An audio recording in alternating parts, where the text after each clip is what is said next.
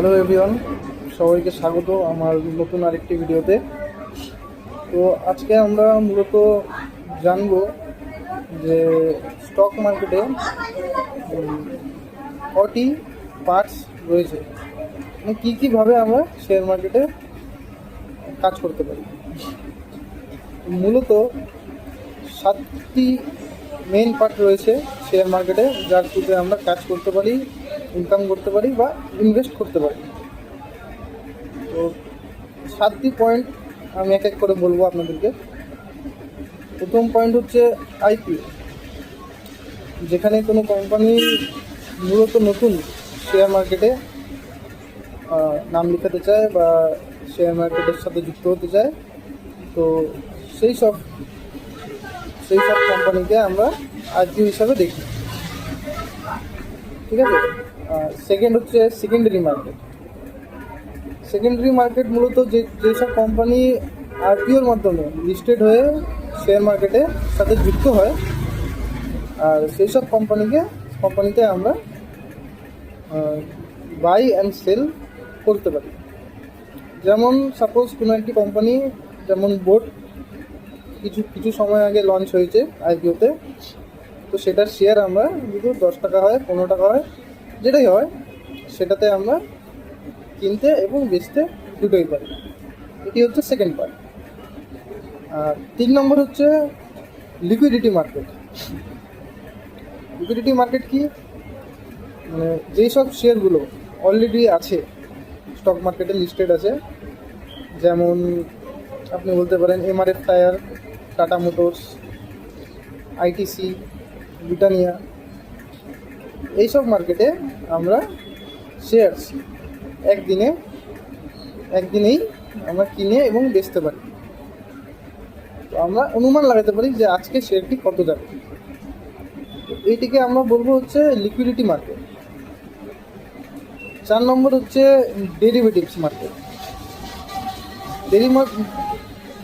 Derivatives market হলো যে যেমন আপনি ধরে নেন, শুনছেনই হয়তো যে সেন্সেক্স বা নিফটি বলে স্টক মার্কেটে কিছু একটা আছে, আর সেগুলো মূলত ডেলি 100 পয়েন্ট, 200 পয়েন্ট, 300 পয়েন্ট, ঠিক আছে, এগুলো আপ ডাউন হয়। সাপোজ ধরে নেন নিফটির কথাই বলি, নিফটি আজকে 24,000 সামথিংয়ে আছে। তো আমি ফিউচারভাবে ইনভেস্ট করবো যে নিফটি আজকে কতটা যাবে। সাপোজ 100 পয়েন্টও যেতে পারে, 24,100 হতে পারে, 24,200 হতে পারে। তো এই সকল মার্কেটকে আমরা ডেরিভেটিভস মার্কেট বলব। এটা গেল 4 নম্বর পয়েন্ট। তো আমরা চলে আসছি নেক্সট 5 নম্বর পয়েন্ট। 5 নম্বর মেন পার্ট হচ্ছে কমোডিটি মার্কেট। কমোডিটি মার্কেটের মধ্যে কী আসে, যেমন আপনার গোল্ড, সিলভার, ক্রুড অয়েল, এইসব আসে। আমরা সেম যেরকম শেয়ার মার্কেটের প্রাইস আপ ডাউন করে কেনা বেচা হয়, তো সেরকম আমরা জানি যে গোল্ডের দামও বাড়ে, বা ইন্টারন্যাশনাল মার্কেটে ক্রুড অয়েলেরও দাম বাড়ে কমে। তো এটি হচ্ছে 5 নম্বর পয়েন্ট শেয়ার মার্কেটের, যেটাকে আমরা বলবো হচ্ছে কমোডিটি মার্কেট। ঠিক আছে। তো আমরা চলে আসছি নেক্সট পয়েন্ট, হচ্ছে 6 নম্বর পয়েন্ট। 6 নম্বর পয়েন্টটি হচ্ছে কারেন্সি মার্কেট। কারেন্সি মার্কেট আমরা জানি যে ডলার বা ইন্ডিয়ান রুপিস যে দাম বাড়ে এবং কমে। যেমন আজকে সাপোজ আমি ধরি, আজকে $1 90 টাকা চলছে, 90 টাকা ইন্ডিয়ান রুপিস হিসাবে চলছে। তো সেই সব ক্ষেত্রেও আমরা এই ডলার হোক বা ইউরো হোক বা আদার্স কোনো কারেন্সিতে আমরা ট্রেড করতে পারি। তো এটি একটা ট্রেডের মাধ্যম, কারেন্সি পেয়ার।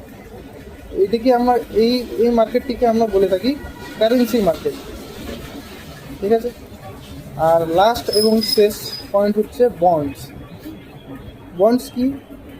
বন্ডস হলো, আমরা ধরেন কোনো কোম্পানি আছে খুলতে যাচ্ছে, তার কাছে টাকা নেই, সে কোম্পানির কিছু শেয়ারস, কোম্পানি খুলতে যাচ্ছে, তার কিছু শেয়ারস আমরা কিনতে এবং বেচতে পারি। এর সাথে সাথে বন্ডে কী হয়, আমরা যেমন লোন হয়, যে আমাদেরকে কেউ লোন দেয়, 1 লাখ টাকা লোন দিল 12% ইন্টারেস্টে, তো আমরা কী করি যে 1 লাখ টাকা লোন নিয়ে 12% ইন্টারেস্ট হিসাবে ওটাকে পে করি। তো একই ব্যাপার হচ্ছে বন্ডসে।